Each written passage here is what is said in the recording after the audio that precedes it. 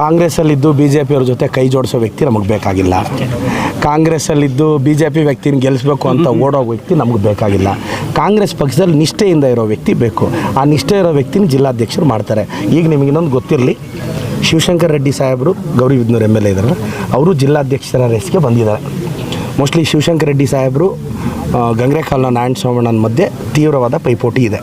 O B ಸಿಯಿಂದ ಕೊಟ್ಟರೆ ಗಂಗ್ರೇಕಾಲ್ ನಾರಾಯಣ ಸೋಮಣ್ಣನ ಕೊಡಿ, ಇಲ್ಲ ಒಕ್ಕಲಿಗ ಸಮುದಾಯದಿಂದ ಕೊಟ್ಟರೆ ಶಿವಶಂಕರ್ ರೆಡ್ಡಿ ಸಾಹೇಬ್ರು ಕೊಡಿ ಅಂತ ಹೇಳ್ತಾ ಇದ್ದಾರೆ.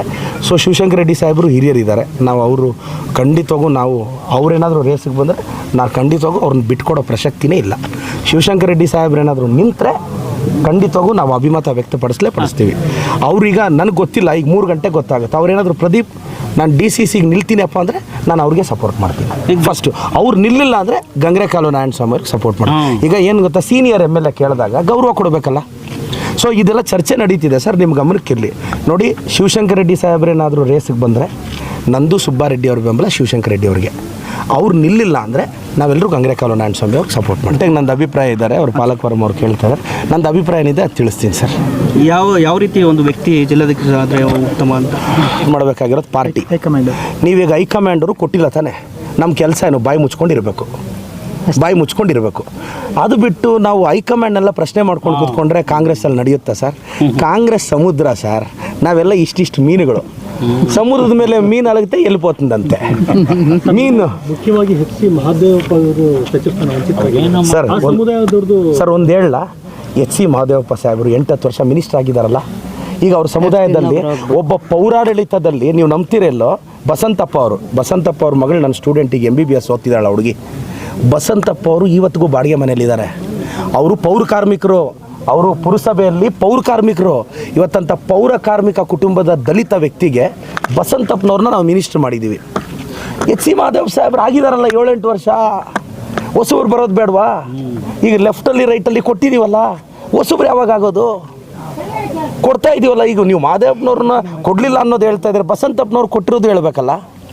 ಅಕ್ಕ, ಪುರಸಭೆಯಲ್ಲಿ ಕೂಲಿ ಕೆಲಸ ಮಾಡೋ ವ್ಯಕ್ತಿನ ಇವತ್ತು ನಮ್ಮ ಪಾರ್ಟಿ ಮಿನಿಸ್ಟರ್ ಮಾಡಿದೆ. ಎಷ್ಟು ಜನಕ್ಕೆ ಸಾಧ್ಯ? ಪೌರ ಕಾರ್ಮಿಕರವರು. ನನಗೆ ಗೊತ್ತಿದೆ, ಅವ್ರು ಬಾಡಿಗೆ ಮನೆಯಲ್ಲಿದ್ದಾರೆ ಇವತ್ತು. ಅವ್ರ ಮಗಳು ಕಷ್ಟಪಟ್ಟು ಓದಿ ಡಾಕ್ಟರ್ ಆದ್ಲು. ಬಸಂತಪ್ಪನವ್ರ ಮಗಳು ನಮ್ಮ ಪರಿಶ್ರಮ ಅಕಾಡೆಮಿಲಿ ಲಾಂಗ್ ಟರ್ಮ್ ಕೋಚಿಂಗ್ ತೊಗೊಂಡು ಒಳ್ಳೆ ಮಾರ್ಕ್ಸ್ ತೊಗೊಂಡು ಈಗ ಹುಬ್ಳಿಯಲ್ಲಿ ಓದ್ತಾ ಇದ್ದಾಳೆ.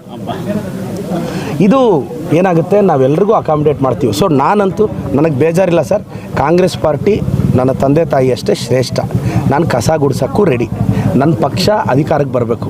28ಅಲ್ಲಿ ನಾವು ಬರಬೇಕು. 29ಅಲ್ಲಿ ರಾಹುಲ್ ಗಾಂಧಿ ಪ್ರಧಾನಮಂತ್ರಿ ಆಗಬೇಕು. ಗ್ರಾಮಗಳಲ್ಲಿ ನಮ್ಮ ಬಾವುಟ ಹಿಡಿದು ನಮಗೋಸ್ಕರ ಪ್ರಾಣ ಕೊಡೋರು ಇರ್ತಾರೆ. ಪಾರ್ಟಿ ಅಂದರೆ ಸಾಯೋರು ಇರ್ತಾರೆ. ಪಾರ್ಟಿ ಐಡಿಯಾಲಜಿಗೆ ಸಾಯೋರು ಇರ್ತಾರೆ. ನಾವು ಅವ್ರ ಮುಖ ನೋಡಬೇಕು. ಅಧಿಕಾರ ಇವತ್ತಲ್ಲ ನಾಳೆ ಬರುತ್ತೆ. ಪವರ್ದೇನಿದೆ ಸರ್, ಬರುತ್ತೆ ಹೋಗುತ್ತೆ. ಸರ್, ಜಿಲ್ಲಾಧ್ಯಕ್ಷರ ಆಯ್ಕೆ ಸ್ಥಾನ ಈಗ ರಸ್ತೆ ಈಗ ಹಾಕ್ಸಿದ್ದೀನಿ 2 ಕೋಟಿ ಹಾಕಿ. ನೀವು ಮೊದಲು ಬಸ್ ಕಳಿಸಿದ್ದೀರಾ, ಮತ್ತೆ ಇದು ಮಾಡಿಲ್ಲ. ಈಗ ಊರವ್ರಿಗೆಲ್ಲ ಡಿಮ್ಯಾಂಡ್ ಇದೆ. ಒಂದು ದೊಡ್ಡಬಳ್ಳಾಪುರದಿಂದ ಬರೋ ಬಸ್ಸು ಈ ಕಡೆ ಬರಬೇಕು. ನಾಳೆ ಬಂದು ನೀವು ಇನ್ಸ್ಪೆಕ್ಷನ್ ಮಾಡಿ ಈ 20 ದಿನದಲ್ಲಿ ರೋಡ್ ಕೆಲಸ ಮುಗಿದಿದ ತಕ್ಷಣ ನನಗೀಗ ಬಸ್ ಹಾಕಬೇಕು. ಏನಾದರೂ ನನ್ನ ಗಮನಕ್ಕೆ ತಂದೆ ನಿಲ್ಲಿಸಿದ್ರೆ ನಾನು ಕ್ರಮ ತೊಗೊತೀನಿ. ಬಸ್ ನಿಲ್ಲಿಸಬಾರ್ದು, ಸ್ಟಾರ್ಟ್ ಮಾಡಿ ಅಷ್ಟೇ. ಇಲ್ಲ 20 ದಿನ ರೋಡ್ ಆಗೋದು, ಅಷ್ಟೊತ್ತಿಗೆಲ್ಲ ಇದು ಮಾಡಿ ರೋಡ್ ಆಗಿದ ತಕ್ಷಣ ರೋಡ್ ಆಯ್ತು. ಏನಕ್ಕ ಈಗ ಅದಕ್ಕೆ ಸುಮ್ಮನೆ ನನಗೆ ಹೇಳೋದು, ನಾಳೆ ಬೆಳಗ್ಗೆ ನೀವು ಇಲ್ಲಿ ಬಸ್ ನೋಡ್ಕೊಂಡು ಕತ್ಕೊಂಡ್ರೆ ಏನು ಮಾಡೋದು? ಈಗ MLA ಬಸ್ ಬಂದಿಲ್ಲ. ಈಗ 1 ತಿಂಗಳಲ್ಲಿ ರೋಡ್ ಆಗಿದ ತಕ್ಷಣ ಬಂದಿದ್ದೀನಿ ಸರ್. ಈಗ ಬೇಗ ಎಕ್ಸ್ಟೆಂಡ್ ಮಾಡ್ತೀವಿ, ಕಾಯ್ತಾ ಇದ್ದೀವಿ. ಯಾಕೆಂದರೆ ಏಕಾಏಕಿ ಹೊಡಿಯೋಕ್ಕಾಗಲ್ಲ ಸರ್. ಅವ್ರಿಗೆ ಹೇಳಿ ಖಾಲಿ ಮಾಡ್ತೀವಿ ಅಂತಿದ್ದಾರೆ.